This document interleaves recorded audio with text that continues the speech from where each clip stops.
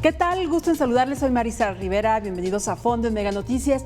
Oiga, en los próximos días comenzará un nuevo ciclo escolar y termina un sexenio, pero ¿cuál es el balance en materia educativa? ¿Cómo va esta actualización de la educación en nuestro país, este nuevo modelo educativo? ¿Cuáles son los pendientes que deja el actual gobierno y cuáles son los retos y los desafíos de los próximos 6 años? De esto y más hablaremos a fondo con nuestros invitados de hoy, a quienes les doy la bienvenida. Muchas gracias por estar aquí. Pues la doctora Alma Maldonado, ella es investigadora del Departamento de Investigaciones Educativas del CINVESTAV, que es el Centro de Investigación y Estudios Avanzados. Eduardo Backhoff, presidente de Métrica Educativa, Asociación Civil. Pues muchas gracias por estar aquí para hablar de este tema tan importante. Vamos a tratar de dividir el programa en 4 bloques para pues avanzar un poco más rápido. En este primer bloque tendremos como tema la educación como tarea pendiente. Ya hablaremos de pues lo que se pudo lograr en este sexenio, todos estos pendientes que pues ahí siguen, y a ver qué pasará con el nuevo sexenio.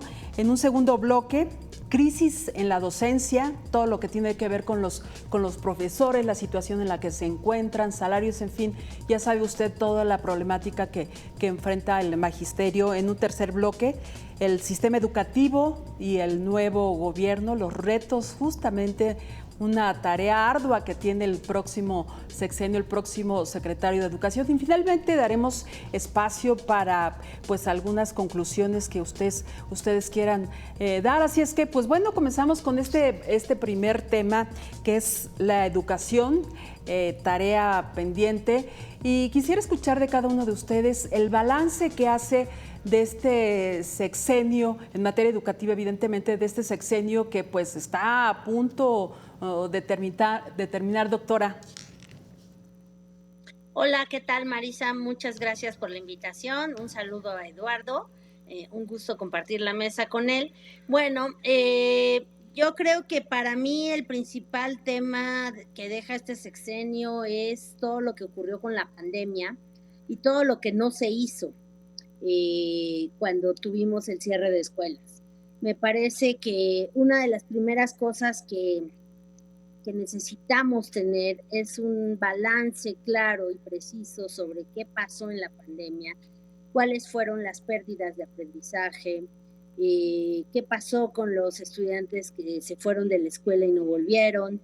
Y creo que el gobierno simplemente hizo caso omiso de todo lo que ocurrió en este periodo en materia de aprendizajes, pero también en materia de salud socioemocional, que es algo que afectó fuertemente a los niños y a las niñas. Entonces, me parece que desde ahí ya tenemos un primer problema, una primera situación, porque en lugar de atender esto, nos fuimos a la presentación de un nuevo modelo educativo, de unos nuevos libros de texto, y creo que todo eso nos ha dejado como un hueco de información y sobre todo sin intervención del gobierno, que era lo que tendría que haber ocurrido posterior a la pandemia. Gracias. Eduardo, tu balance. Hola, Marisa.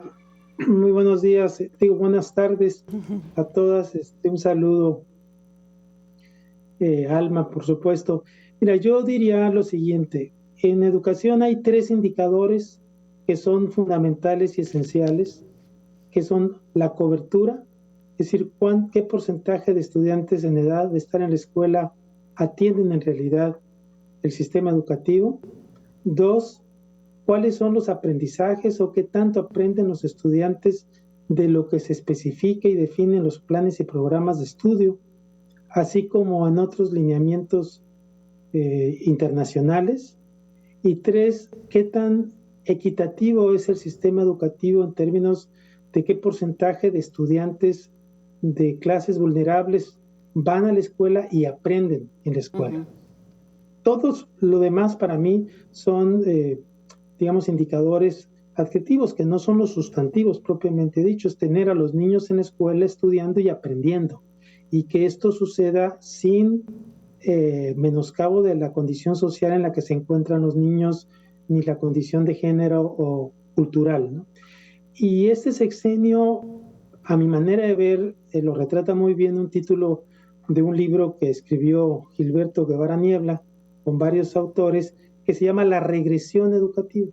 Es decir, hubo una regresión en este sexenio, porque hay menos estudiantes en el sistema educativo proporcionalmente, no solamente en número, hay mayor inequidad y hay menor aprendizaje. Entonces, eso, aunado a lo que dice Alma, es decir, que se complicó fuertemente con la pandemia y que creo que el sistema educativo no supo atender atingentemente la problemática, pues da como resultados que tengamos, digamos, un saldo negativo en el sexenio.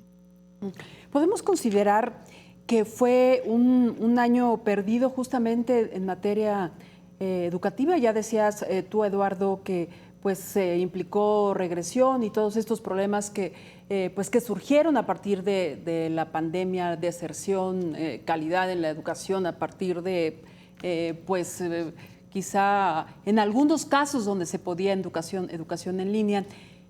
¿Fue un sexenio perdido, doctora, en materia educativa?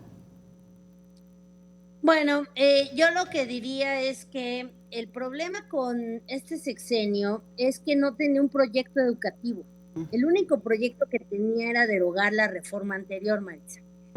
Entonces, cuando tú piensas que no había realmente una idea educativa, una propuesta que echar a andar, sino que todo esto vino después y que estamos repitiendo lo mismo que hemos hecho en otros sexenios, donde se presentan los planes, los contenidos de los planes de estudio y los nuevos libros el último año del sexenio.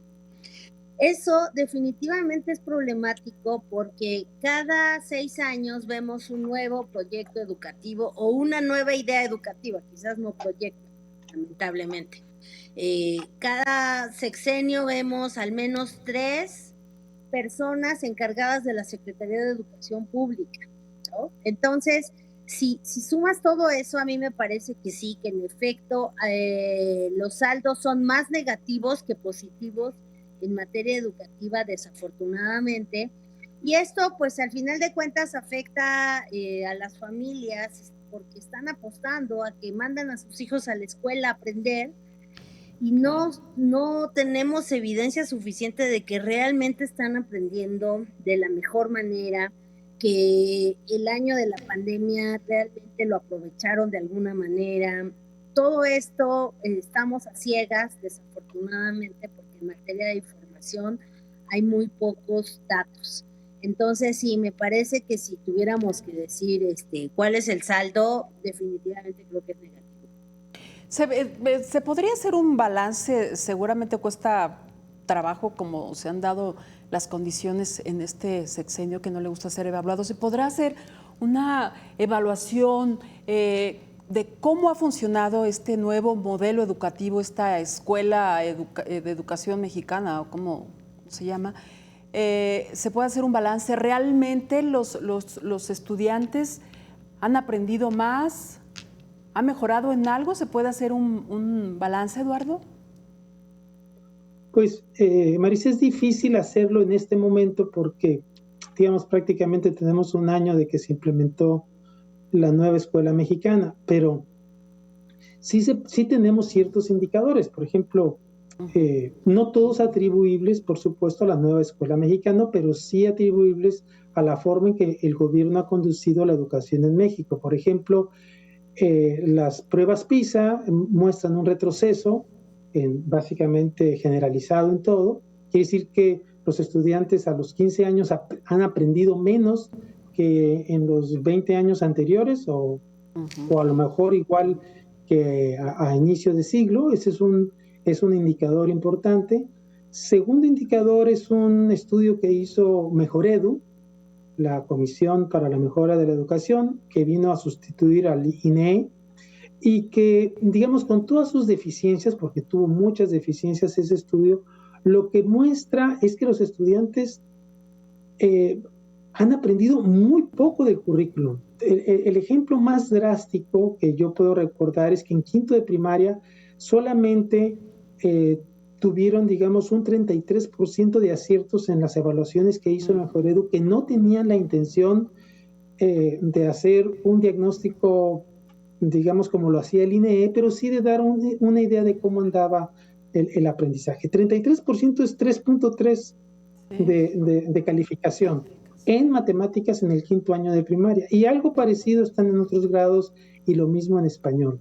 Y luego la función pública hizo también, la auditoría, perdón, hizo un estudio en donde vio que solamente el 50% de los niños asistieron a la escuela después de que se le dio la indicación de que se regresaba a clases. En ese año que se dijo regresen a clases, que lo dijo el presidente con una orden, dijo truene o llueve o lo que fuera, van a regresar a clases. Solamente el 50% regresó intermitentemente, y de ese 50% solamente se aprendió el 50% de lo que se les enseñó. Entonces piensa, el 50 del 50 es 25%. Es una cosa terrible. Entonces sí pienso que el saldo es negativo y que los poquitos indicadores que hay, porque este gobierno no rehúsa tener indicadores, rehúsa transparentar cuáles son sus resultados, pero lo poquito que hay apunta en el mismo sentido, que es un desastre, y que sí hubo un retroceso a lo mejor de un año y medio escolarmente.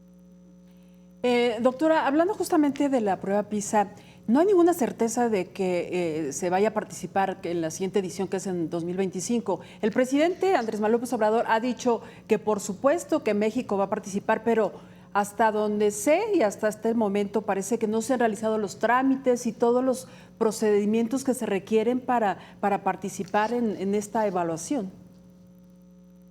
Sí, hasta donde sabemos, Marisa, hubo una petición muy clara desde la OCDE viendo la participación en la prueba piloto. Entonces nos quedamos en que Mejoredu, que recibió esta comunicación, dijo que ellos no podían tomar una decisión. En la conferencia de las mañanas se le preguntó al presidente, él dijo que sí, pero que yo sepa no existe una confirmación de que esto es así. Ahora bien, si no se participa en la prueba piloto, a lo mejor todavía se puede participar. No lo tengo del todo claro, quizás Eduardo tenga más información al respecto, pero eso pasó en la aplicación pasada, aunque era por la pandemia, ¿no? Entonces ahí habría que ver qué va a pasar. Sí sería muy lamentable porque México ha estado ahí desde el año 2000, entonces es una manera de ir viendo cuál es la situación de los aprendizajes. Es una prueba, pero es interesante y es a nivel nacional y nos da buenos elementos, ¿no? Yo nada más quisiera agregar a lo que decía Eduardo, que el otro gran problema con la nueva escuela mexicana, esto que preguntabas, Marisa, es que no hubo prueba piloto, justamente hablando de esto. Entonces, cuando implementas a nivel nacional una política, un programa, como en este caso sucedió, antes tienes que hacer una prueba pequeña, ¿no? Piloto, con algunas escuelas que estaba esto considerado, después hubo un amparo, ya no se hizo, creo que le convino al gobierno esto. Pero al final el gran tema es que no tenemos elementos para saber si aprendieron bien, si no aprendieron, si funcionó, qué no funcionó de este modelo, sino se implementó a todos. Y al mismo tiempo nos quedamos sin esos indicadores para saber si esto efectivamente va a funcionar. Y esto lo menciono también porque por supuesto que el nuevo gobierno lo que dice es que va a continuar con la nueva escuela mexicana. Entonces, ¿cómo vamos a saber si esto realmente está funcionando y cuáles fueron los temas de implementación? Vamos, para empezar, no sabemos si realmente se aplicó, porque pues digo, nunca hubo capacitación a los maestros. Comenzó el ciclo escolar realmente en blanco porque se hizo todo en lo oscurito, nadie se enteró de en qué consistía este nuevo modelo. ¿Y tenemos la certeza de que sí comenzó a aplicarse, de que sí se está realizando, Eduardo? Pues mira, yo hago nada más un paréntesis para responder a la prueba PISA y ahorita te contesto. Efectivamente, los lineamientos te dicen que si el país no hace la prueba piloto, no puede participar. Eso, yo fui representante de México en PISA y conozco eso. Pudiera haber una excepción, por supuesto, que finalmente la OCDE cambie de opinión, pero el mensaje fue, si no se participa en el piloto, no se puede participar digamos, en la aplicación. ¿Por qué? Porque el piloto te dice si efectivamente la prueba se adecúa a las necesidades y a las condiciones de cada país. Y entonces hacen los ajustes. Para eso es el piloto, no es un capricho. Es para ver que funcione, que se entienda. Pero bueno, termino ahí diciendo que hasta donde yo sé, si no se hace el piloto, no se va a hacer la prueba definitiva. Y efectivamente el país en este momento no ha definido, aunque lo dijo el presidente que sí iban o que sí íbamos, no ha pagado la cuota correspondiente para hacer el piloto. Entonces, yo me imagino que se lo va a dejar a la doctora Sheinbaum la decisión de si hacerlo o no hacerlo, o continuar o no continuar. Sería una desgracia que no se continuara, porque ya no salimos de otras pruebas internacionales como es la de la UNESCO. Claro. Ahora, regresando a tu pregunta, yo sé que hubo una capacitación forzada a última hora, digamos, con muchas deficiencias, porque en principio solamente se iba a capacitar a los profesores de los primeros grados escolares, porque ahí es donde se iba a implementar, pero al final el gobierno decidió aventar todo, ¿verdad?, al fuego. Y me imagino en el sentido de decir, ahorita nos vamos con todo porque a lo mejor en la próxima administración hay un cambio y no quisiéramos que eso pasara. Pero esas prisas que son realmente muy dañinas para un sistema, para un país, o sea, tú no puedes jugar con eso, no puedes improvisar, como lo ha hecho este gobierno con una irresponsabilidad terrible, pues lo hizo, digamos, forzadamente. Hasta donde yo sé, sí ha habido, por supuesto, intentos de muchos maestros de tratarse de adaptar a las condiciones que marca la nueva escuela mexicana. Pero también sé, por ejemplo, que las escuelas particulares están haciendo sus propias interpretaciones de la escuela mexicana, están utilizando libros de texto distintos a los libros de texto gratuitos o complementarios, ¿no?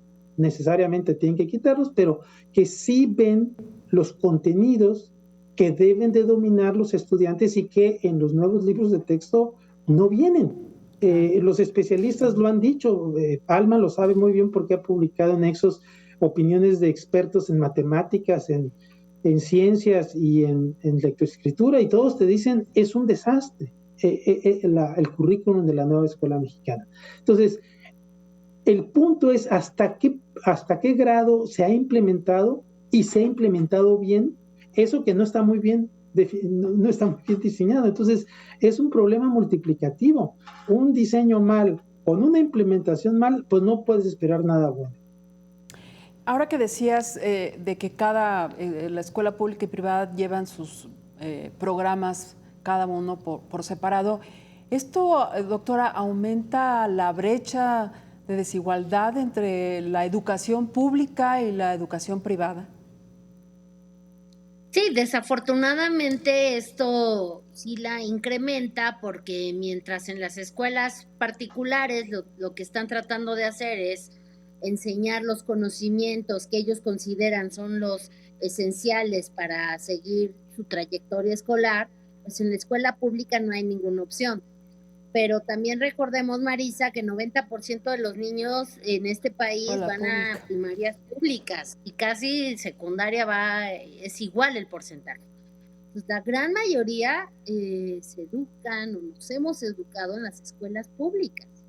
Entonces, tendría que ser la prioridad de este gobierno. Yo nunca vi en la agenda educativa de la nueva presidenta una preocupación real por el tema del aprendizaje y de que la escuela tiene que ser tiene que ofrecer las herramientas importantes para el desarrollo de las personas y una formación integral, y eso no lo estamos viendo. Entonces, quienes tienen la oportunidad de reforzar su educación, de ir a escuelas que tienen todos estos textos complementarios o a veces principales, donde se centran en los conocimientos, pues seguramente les va a ir mejor, ¿no? Sobre todo ya llegando a la universidad o al bachillerato, que es donde empiezan todos los problemas, porque no hay lugar para todas las personas y entonces las universidades usan exámenes de admisión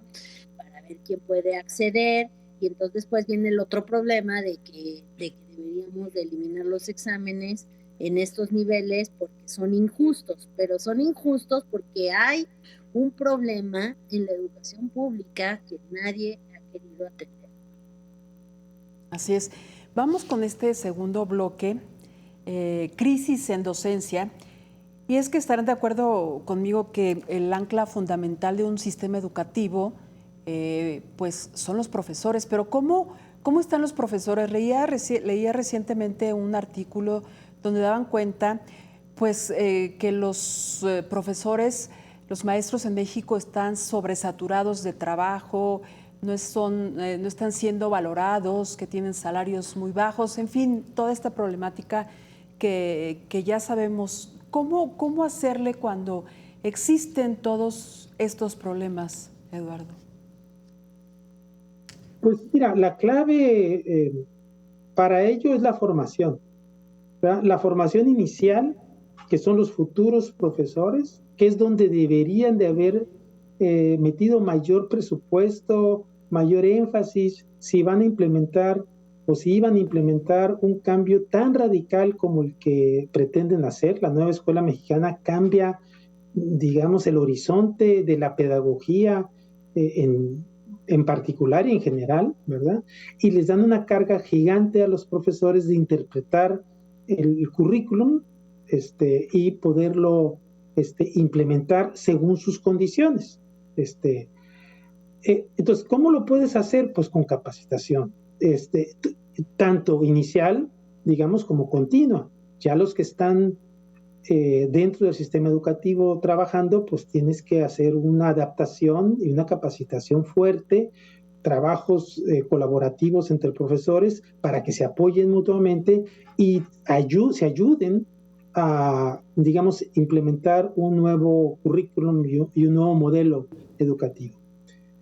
¿Cuál es? También es muy importante, perdón, adelante. No, adelante. No, decía que es muy importante que, digamos, que esas dos capacitaciones vayan de la mano, ¿verdad? Para que entonces los nuevos profesores que van a sustituir a los viejos ya lleguen con una visión distinta y con una metodología de enseñanza distinta, que a mi manera de ver la veo muy difícil, sobre todo cuando quieren implementarla simultáneamente en todos los grados escolares. Podrían haber sido progresivamente con esta idea de la progresividad e ir aprendiendo en el camino cómo hacerlo mejor. Pero hacerlo de golpe creo que es un error y que la carga mayor se la están dando al profesor.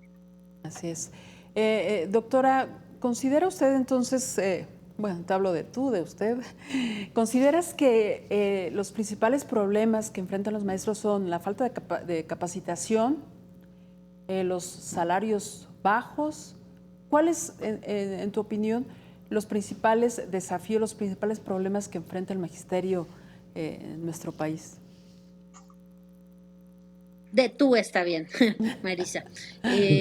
Bueno, no, coincido con lo que dice Eduardo, la capacitación es muy importante y ha sido dejada de lado presupuestalmente, pero yo agregaría uno más, que es la falta de certeza sobre los procesos de evaluación y de ingreso, esto que fue tan importante en la reforma educativa anterior, que lo que ofrecía era un camino claro de avance y de desarrollo profesional.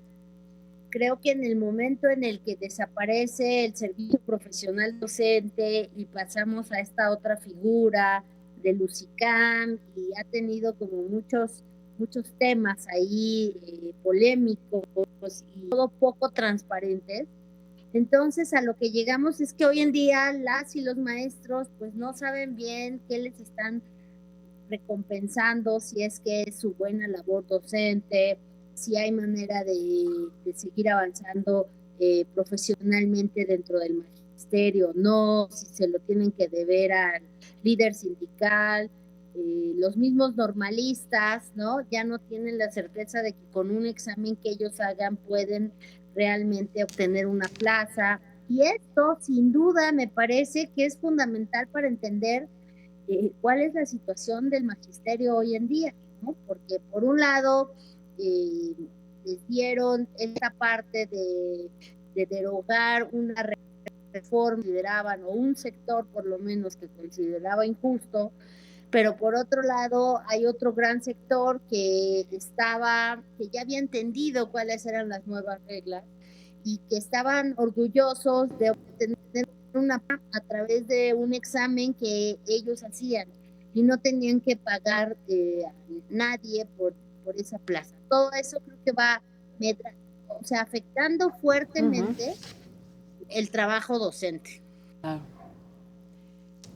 Vamos a un corte y al volver vamos a hablar un poco sobre pues, el sindicato de maestros, que es el más grande, el más numeroso de América Latina y que recientemente recibió un reconocimiento internacional. Al volver esto, no se vayan.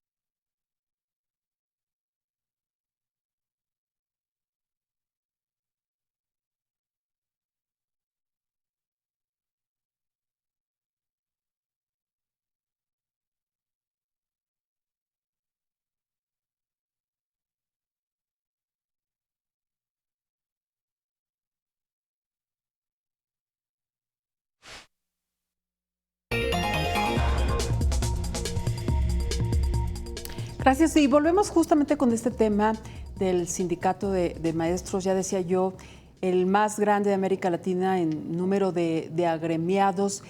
¿Cómo es la participación y cómo debería ser en este proceso del nuevo modelo educativo, de la relación que hay con el gobierno, con el actual gobierno y realmente cómo ha funcionado en la protección de los derechos de los profesores, Eduardo? Yo empezaría diciendo que no soy especialista en sindicalismo y que no tengo muchísimo que aportar al respecto, pero lo poco que sé partiría del sentido de qué es un sindicato. Y un sindicato es una agremiación, ¿verdad? Un grupo de trabajadores, en este caso de la educación, que defienden sus derechos laborales. El problema con el sindicato de maestros es que se ha convertido en un actor no solamente en la parte laboral, sino también en la parte pedagógica y administrativa digamos, del sistema educativo mexicano. Tan es así que anteriormente, y todavía lo siguen haciendo, pero anteriormente, pues el sindicato de maestros era el que definía quiénes eran los secretarios de estados, de secretarios de educación de los estados, definían quiénes eran los directores y también a quién se les daban las plazas de los docentes y todo lo que tenía que ver con, digamos, el tema laboral. Entonces se creó en el pasado una perversión, una corrupción tremenda con el sindicato, que es lo que, entre otras cosas, quiso hacer la administración pasada, fue eliminar, digamos, esa parte. El sindicato es una agrupación privada, no es gubernamental, es privada. Entonces, darle al sindicato el derecho de decidir qué hacer con los niños y qué metodologías utilizar pedagógicamente, qué diseño curricular, etcétera, etcétera, es privatizar la educación. La privatizas en ese sentido porque se la estás dando a una agrupación privada. Entonces no tendrían que estar haciendo absolutamente nada en ese sentido. Podrían opinar, por supuesto, como expertos que lo son, pero no deberían de, a mi manera de ver, intervenir en las decisiones pedagógicas y de política educativa. ¿En qué sentido ha mejorado? Pues en realidad quienes mejoran son los líderes sindicales. Son los que se hacen fuertes, son los que se hacen ricos, son los que brincan a las diputaciones y a las senadurías y seguramente protegen el salario porque es la manera en que ellos, digamos, ganan votos, ganan adeptos dentro de el magisterio, ¿verdad? Subiendo salarios y dándoles más prestaciones. Pero el punto es que no deberían de estar en la parte académica propiamente dicho y deberían de estar trabajando en lo que les corresponde trabajar como sindicatos, como profesores, ¿no? Ellos tienen todo el derecho de opinar y de participar en las decisiones, pero no como sindicato. Esa es mi opinión. Alma. Sí, yo creo que el tema sindical es muy complejo, tiene raíces históricas, ¿no? De cómo llegamos a esto. Pero yo considero que hay dos temas que sí se deben de discutir. Uno es la afiliación obligatoria, que eso ya viola la Ley Federal del Trabajo, donde no debe de haber filiación obligatoria y sigue ocurriendo en el caso del sindicato de maestros. Y lo otro es la manera como reciben los recursos, porque si bien, como dice Eduardo, es una entidad privada, en el fondo lo que pasa con ellos es que reciben un porcentaje directamente de la federación, que es lo que se les quita de su salario. Entonces, esto hace que sea una entidad muy poderosa políticamente por el número de agremiados, que juega políticamente un papel en las elecciones, ya lo hemos visto, ha derivado en el partido político, han tenido un peso, y por el otro lado, que tengan mucho dinero, ¿no? Como sindicato, porque reciben el dinero directamente de lo que se les quita del salario, de lo que se les descuenta a los maestros. Eso hace entonces que sea este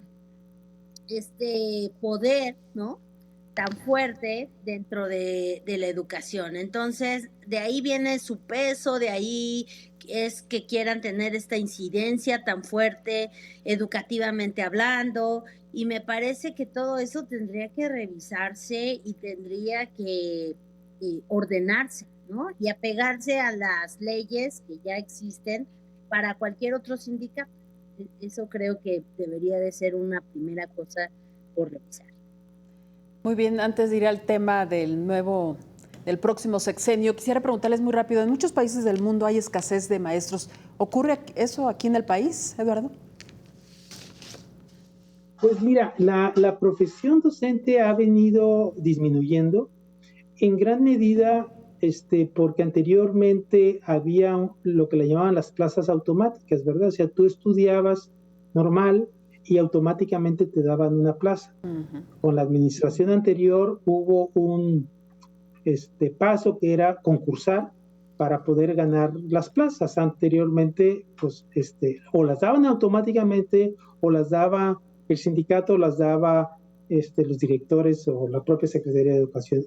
Sí se vino a la baja, después también se vino a la baja porque anteriormente eran menores el nivel de exigencia que se les ponía a los profesores, fue haciéndose hasta que fue a nivel licenciatura. Yo creo que en gran medida el incentivo de los profesores, además de la vocación, pues es monetario también. Si tú tienes una profesión donde te van a remunerar bien, como son en algunos casos, digamos, de los países desarrollados, pues habrá mayor, digamos, incentivo para que esto suceda. Pero hasta donde yo sé, no ha habido en este momento una reducción drástica como para que nos pudiéramos, digamos, asustar, porque no hay una razón más que, a mi manera de ver, económica que pudiera generar esto.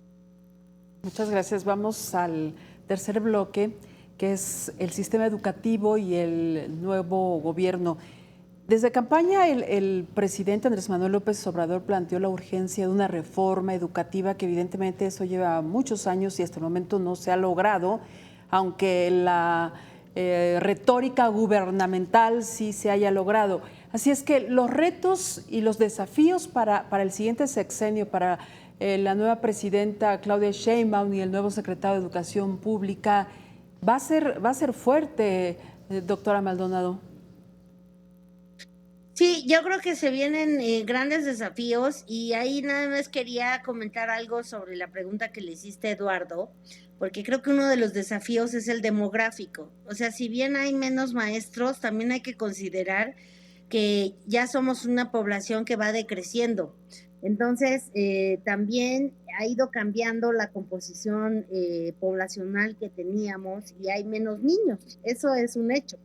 Y va a seguir habiendo menos niños, ¿no? Entonces creo que todo eso es parte de estos retos donde no puedes tener solamente una visión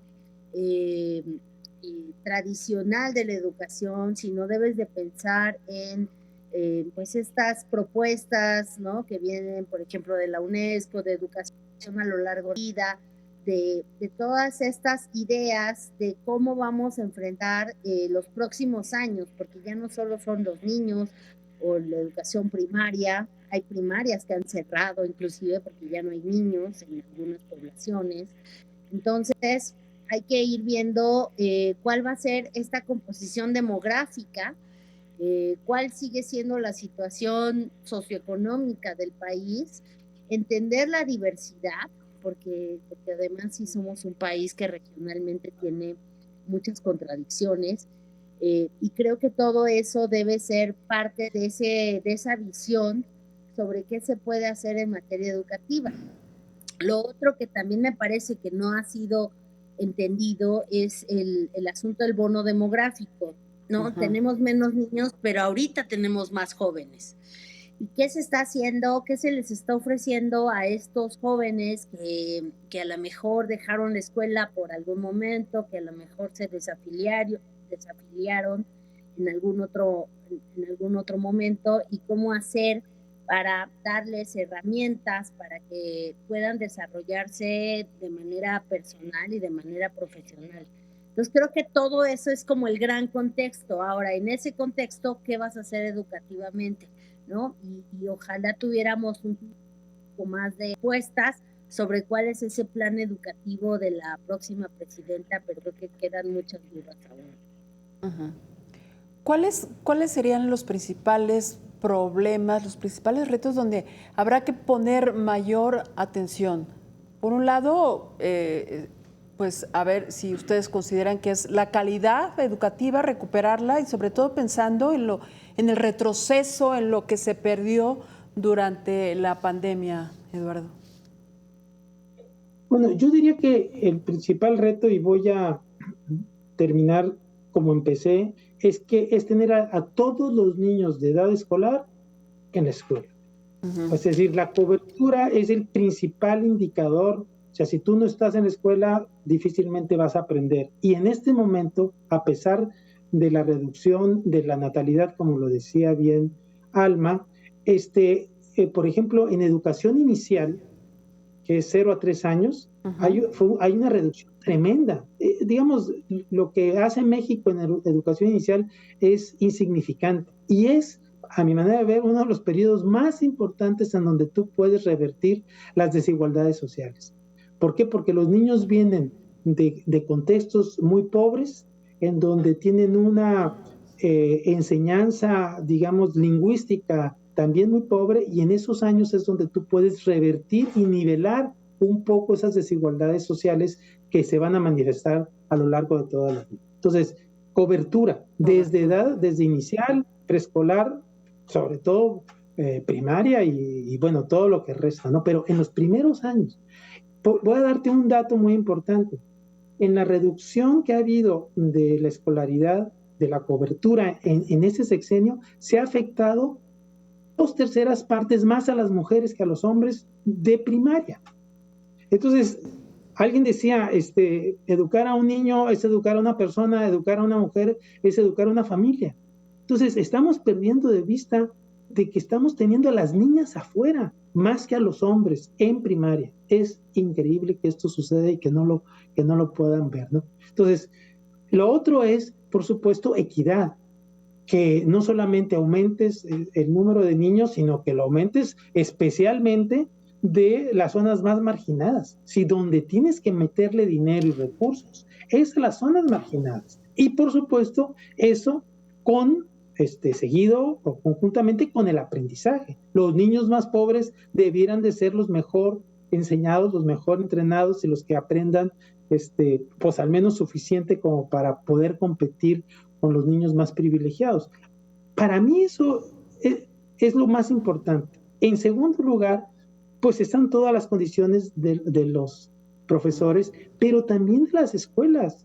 50% de las escuelas tienen computadoras, otros 50% tienen internet, el montón, como el 10-15% no tienen electricidad, agua potable, la infraestructura es terrible, no tienen baños las niñas para ellas solas. Tú ve a cualquier escuela, escógela al azar y te vas a dar cuenta de las condiciones tan degradantes en las que se encuentran las escuelas. Entonces, la infraestructura es otra. Y termino diciendo que para mí es un error dar beca a todo mundo, a los que lo necesitan y a los que no lo necesitan, porque le estás quitando recursos a los que lo necesitan. Entonces, pienso que habría que echarle una doble pensada, pero creo que este nuevo gobierno le va a seguir apostando a las becas universales. ¿Cuántos niños no tienen acceso a la educación pública, a la educación? ¿1.2 millones es la cifra o es más, Eduardo? No, bueno, depende de qué nivel estemos hablando, pero en educación básica era como 1.5 millones, sin considerar todos los niños de edad inicial, porque ahí hay una cantidad importante de estudiantes. Pero igualmente en educación media superior, que ya deberíamos de haber alcanzado la universalidad, pues no la hemos alcanzado ni la vamos a alcanzar seguramente en esta década, ¿no? Pero sí en los primeros años, caray, y en donde están las mayores necesidades, que son donde están los niños más vulnerables. Sí, por supuesto. El tema del dinero, Alma, es importantísimo porque el presupuesto que ahora se otorga a la educación es insuficiente para pues hacer todo lo que se requiere, todos estos cambios, todas estas políticas públicas para mejorar la calidad de la educación en nuestro país. Sí, de hecho yo agregaría al tema que mencionó Eduardo de cobertura y de equidad, pues el de calidad. O sea, eso es un debate internacional. Ya no es suficiente exigir el acceso de todos y todas los niños a la escuela en las edades de la educación básica, sino recibir una educación de calidad, una buena educación que les permita pues desarrollarse y continuar estudiando y etc. Y ahí creo que estamos en un retroceso, eso es claro, ¿no? Y sobre todo sin forma de saber si sí efectivamente ha mejorado, ¿no? Entonces, por un lado es el tema de la calidad, pero lo que dices del financiamiento, pues es que ahí siempre quienes estudiamos educación decimos que un gobierno puede decir muchas cosas sobre la educación, pero la importancia que se le da está en el dinero, ¿no? Y en cómo se gasta. El gran problema, Marisa, de esto que decía Eduardo de las becas universales, que también me parece una política errónea en un país tan desigual, porque le estás dando a desiguales lo mismo, en lugar de darle mayor dinero, apoyo académico, etcétera, a quienes menos tienen. Entonces, cuando tú gastas tanto dinero en becas universales, iguales para todos, insisto, son desiguales, le estás quitando dinero a la escuela que de otra manera tendría que llegar, por ejemplo, en capacitación docente, en infraestructura, en instalaciones, en tecnología. O sea, estamos en pleno desarrollo de la inteligencia artificial y las escuelas en México no tienen ni computadoras, no tienen internet. Todo ese dinero que se va a becas deja de llegar a las escuelas que de otra manera ayudarían a mejorar la educación, sin duda, ¿no?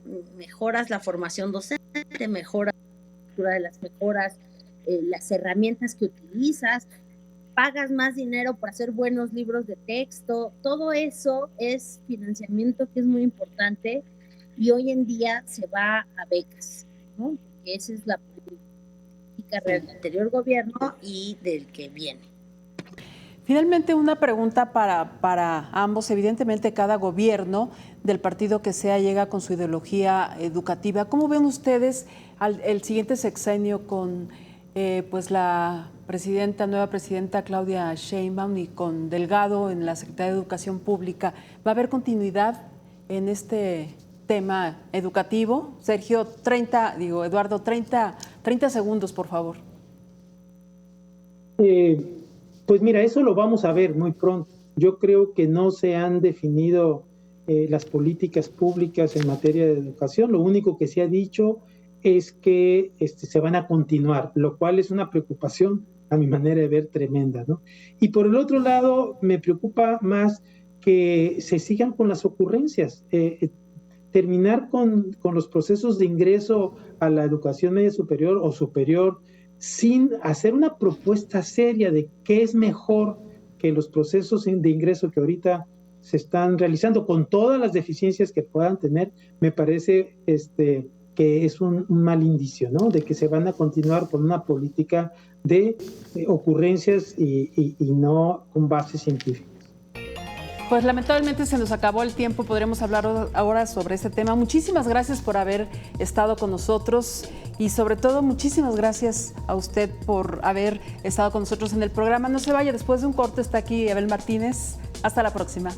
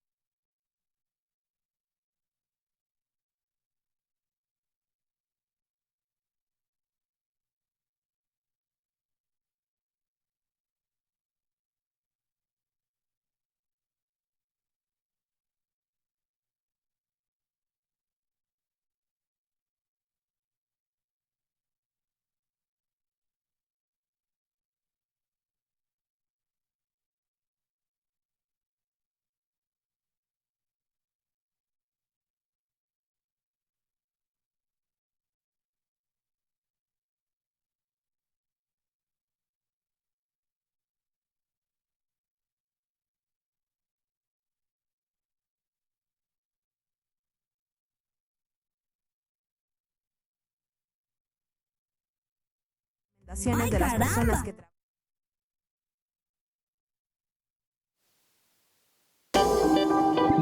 Territorio.